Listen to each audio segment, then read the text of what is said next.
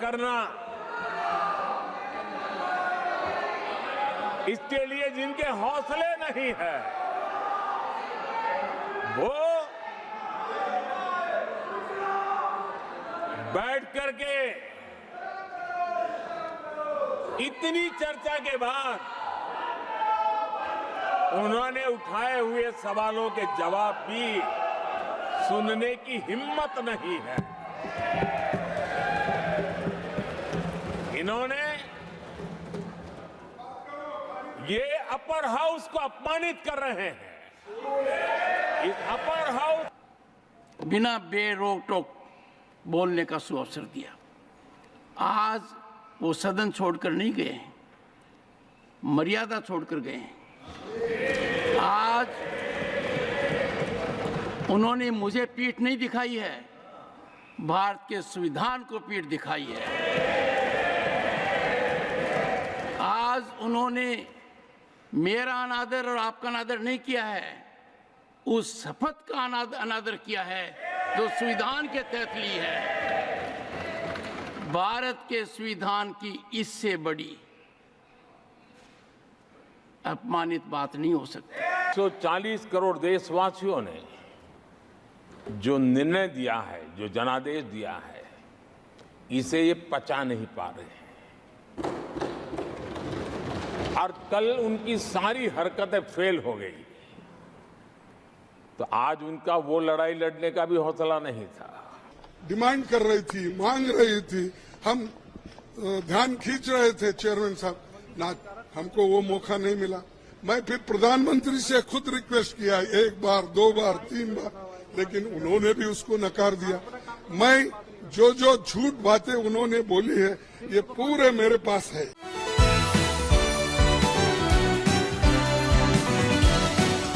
हमारी नीतियों के कारण, किसान क्रेडिट कार्ड के विस्तार के कारण, आदरणीय सभापति, हमने किसानी को एक व्यापक स्वरूप में देखा है और उस व्यापक स्वरूप में हमने किसान क्रेडिट कार्ड, पशुपालकों और मछुआरों को किसान क्रेडिट कार्ड का हमने लाभ मुहैया कराया है। और इसके कारण हमारे किसानों का खेती के काम को, उसके विस्तार को भी मजबूती दी है। उस दिशा में भी हमने काम किया। आदरणीय सभापति,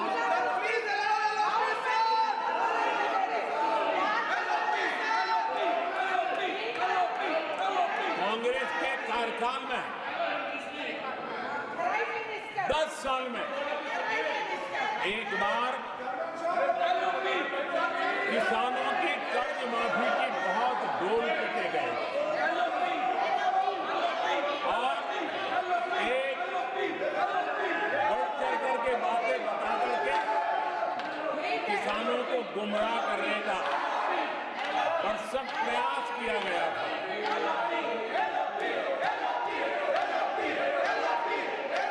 और 60,000 करोड़ की कर्ज माफी, उसका इतना हल्ला मचाया था और एक अनुमान था कि उसके लाभार्थी करीब देश के 3 करोड़ किसान थे। सामान्य गरीब छोटे किसान का तो उसमें नामो निशान नहीं था। जिसको सबसे जरूरत थी, इसकी उनकी योजना में कोई परवाह नहीं थी और उन तक कोई लाभ पहुंच भी नहीं पाया था। लेकिन आदरणीय सभापति जी, जब किसान कल्याण हमारी सरकार के हृदय में, केंद्र में हो, तो नीतियां कैसी बनती है, कल्याण कैसे होता है, लाभ कैसे पहुंचता है, उसका मैं इस सदन को उदाहरण देना चाहता हूं। आदरणीय सभापति जी, हमने प्रधानमंत्री किसान सम्मान योजना चलाई I have to और go by the PM rules. किसान सम्मान योजना का You are लाभ aware of the rules. This conduct is not appropriate. I 10 strongly crore condemn किसानों को हुआ है unparliamentary practice. I और strongly सिर्फ 6 साल condemn में this generation of हमने this House. Please take your seat. 3 I call lakh upon the crore members रुपए to take their seats. हम किसानों को दे चुके It हैं। is unbecoming of your conduct. आदरणीय सभापति जी, Unbecoming of your conduct.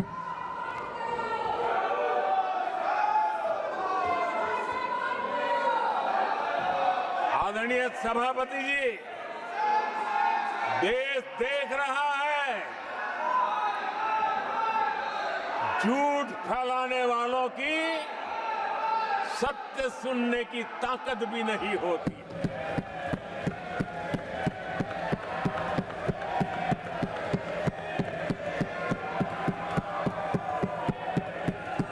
जिनका सत्य से मुकाबला करना, इसके लिए जिनके हौसले नहीं है, वो बैठ करके इतनी चर्चा के बाद उन्होंने उठाए हुए सवालों के जवाब भी सुनने की हिम्मत नहीं है। इन्होंने ये अपर हाउस को अपमानित कर रहे हैं।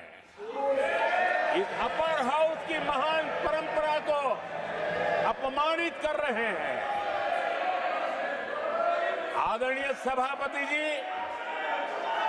देश की जनता ने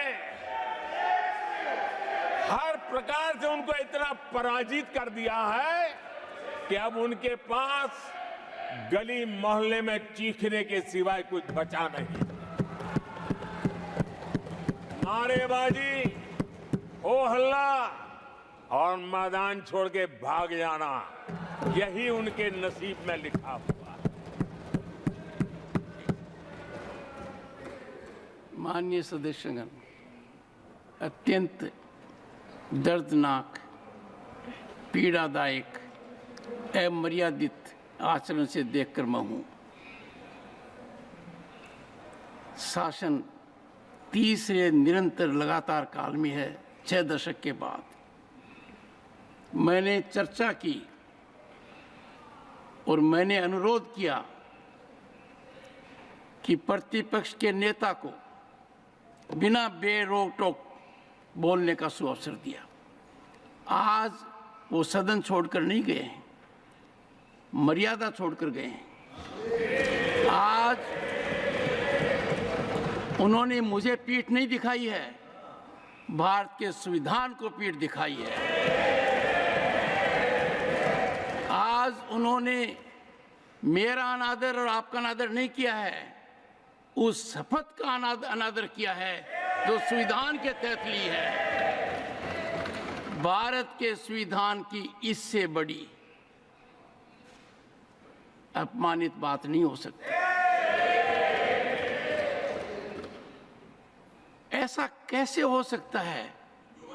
house of elders, the upper house, हमें देश का मार्गदर्शन करना है। मैं उनके आचरण की भर्त्सना करता हूं। देश के 140 करोड़ लोग इसे हाथ होंगे। सदन का मतलब है सत्ता पक्ष की बात सुनो जब आपने अपनी पूरी बात कह दी। माननीय सदस्यगण, आप सब जानते हैं कल देर रात तक चर्चा रखी गई, हर सदस्य को मौका दिया गया। It is an occasion where they have challenged Indian Constitution. They have outraged the spirit of Indian Constitution. They have disregarded the oath they have undertaken. मैं इस कुर्सी पर बैठकर इतना दुखी हूं कि भारत के संविधान का इतना बड़ा अपमान, इतना बड़ा मजाक भारत का संविधान हाथ में रखने की किताब नहीं है, जीने की किताब है। मैं आशा करता हूं कि वो आत्मचिंतन करेंगे, मंथन करेंगे, अपने दिल को टटोलेंगे और कर्तव्य पर आएंगे। माननीय प्रधानमंत्री जी,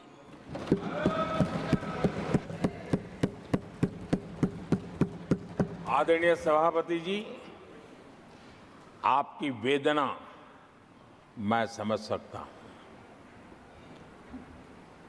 140 करोड़ देशवासियों ने जो निर्णय दिया है, जो जनादेश दिया है, इसे ये पचा नहीं पा रहे हैं और कल उनकी सारी हरकतें फेल हो गई, तो आज उनका वो लड़ाई लड़ने का भी हौसला नहीं था और इसलिए वो मैदान छोड़ करके भाग गए हैं। आदरणीय सभापति जी, मैं तो कर्तव्य से बंधा हुआ हूं और न ही मैं यहां कोई डिबेट पे स्कोर करने के लिए आया हूं। मैं तो देश का सेवक हूं, देशवासियों को मेरा हिसाब देना है,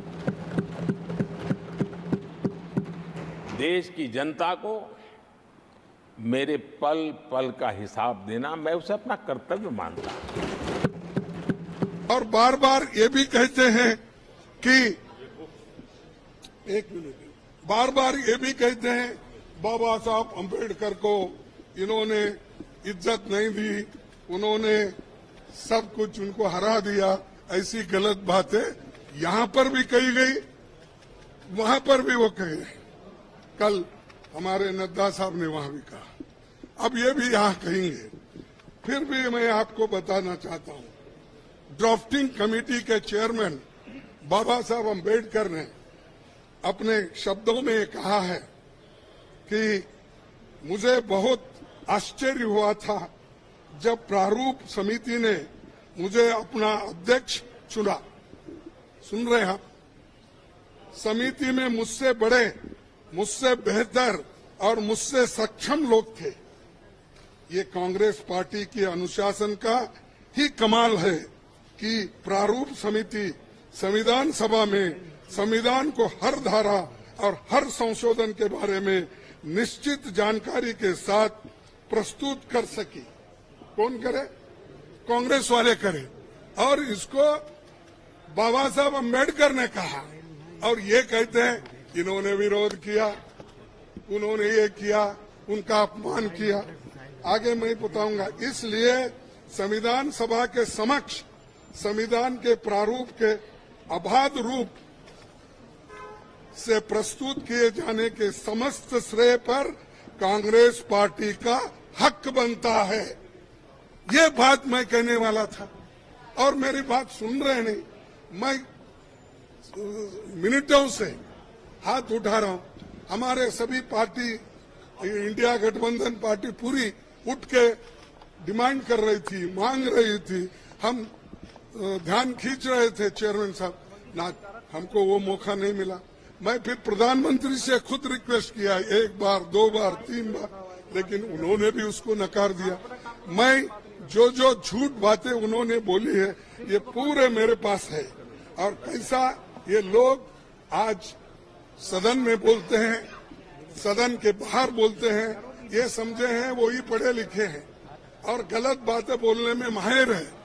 ये तो मैं बाबा साहब अंबेडकर का स्पीच कॉन्स्टिट्यूंट असेंबली में जो बोला वो लाया हूं और ऑर्गेनाइजर में उनके लोग क्या बोले हैं वो भी मैं बताना चाहता था, लेकिन उन्होंने मौका नहीं दिया। और इसलिए मैं कंडम करता हूं, हम सभी लोग कंडम करते हैं और कंडम करके हम वॉकआउट किए, क्योंकि ये हमारे बात को जब कोई महत्व ही नहीं है तो वहां बैठकर क्या सुने हम। और जब प्रधानमंत्री खुद यहां पर जब बात कर रहे थे राहुल जी, उस वक्त 2 बार उठ के उन्होंने क्लैरिफिकेशन की कोशिश की, क्लैरिफाई कर दिए। 4 मिनिस्टर क्लैरिफाई कर दिए। मैं जब बात कर रहा था तो मेरे सदन में मेरे को रोकने टोकने का इतना कोशिश की, इतने लोग बार बार उठे मिनिस्टर्स। तो आज मेरे को 1 मिनट नहीं मिल सकता था इस बात बोलने के लिए। इसीलिए हम वो सभी लोग कंडम करके वॉकआउट किए हैं। बस यही चीज नहीं, ये सब बताने वाला था, इसमें सब कुछ है, मैं बताने वाला था इसके साथ, लेकिन वो लोग जब समय ही नहीं मिला। जब संविधान दिवस की घोषणा की गई तो हाँ,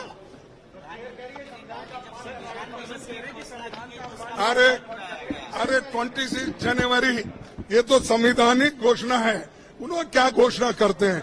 जो बाबा साहब अम्बेडकर ने खुद माना है उसको पहले घोषणा करने की, अपने प्रचार के लिए वो कर सकते हैं। नहीं, अब देखिए,